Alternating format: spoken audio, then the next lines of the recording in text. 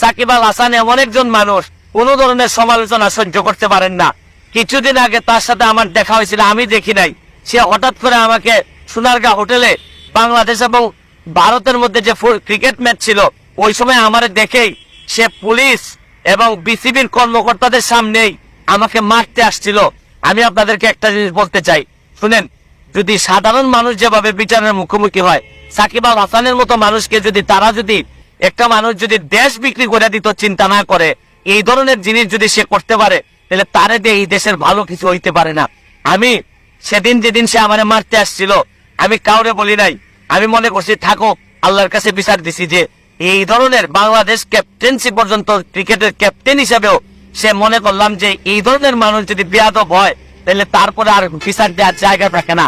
আমি দাবি জানাবো সরকারকে, তাকে ঠিক করেন, তাকে মানুষ বানান, আর না হইলে সে এই ধরনের কাজ করতেই থাকবে।